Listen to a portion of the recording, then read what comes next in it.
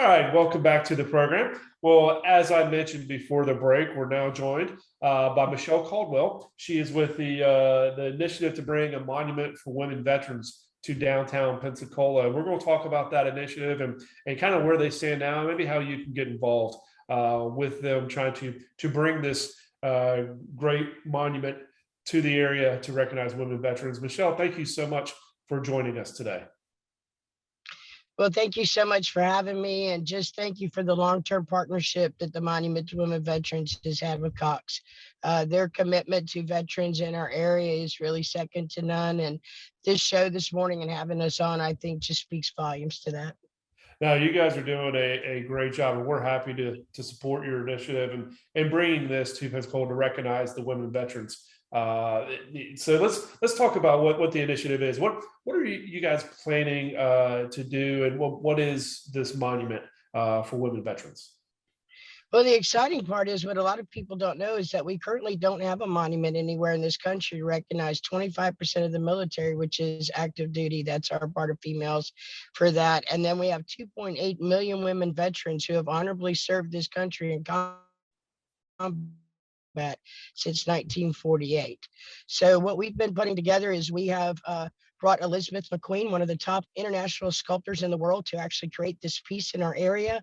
And that piece is set to go in the city of Pensacola across the street from the former Amtrak station, which is now the Museum to Women Veterans. So it has been a 10-year project, but part of our project was to really develop our infrastructure in this area, because if we build it, they will come. We have seen that. And so for us to bring a national piece here in programming, we wanted to make sure that our area would be able to accommodate that influx of people and veterans and their needs. So we really spent about 10 years building that infrastructure with the nonprofits in our area, working with programming with the VA. And now we have at a point where we actually are in motion with that. And one of the other things that we are doing with the building that we're extremely proud of is we put a national visit center for veterans in our museum. And there is not a national visit center for veterans anywhere in this country. And the exciting thing about that is if you're getting ready to get out of the military, whatever branch of service you're in, you just come to Florida on vacation and we're going to connect you to your benefits. So the goal for that is to stop the 22 suicides a day because veterans don't know how to connect to their benefits. And, you know, one of the things too, it is the Museum for Women Vets, it is the Monument for Women Veterans, but the National Visit Center, all the programming that we do, it addresses veterans regardless of whether they're a male or a female. The reason we have the monument in the museum is because there is a need. If there is no monument to recognize women, and we've gone from 5% to 25% of the military over the last 10 years, that means what we say at the monument is that we need the 3 R's in place. First of all, we should be recognized that we were actually there and did give to this country for our service, that we are respected for what we did. And then how do we recruit for that future? What does that look like for us to recruit for women in the future if we're 25% now? And so I think it's a very big piece of what that plays for us. And there is no better place than the city of Pensacola to bring this piece because of the programs that we have here.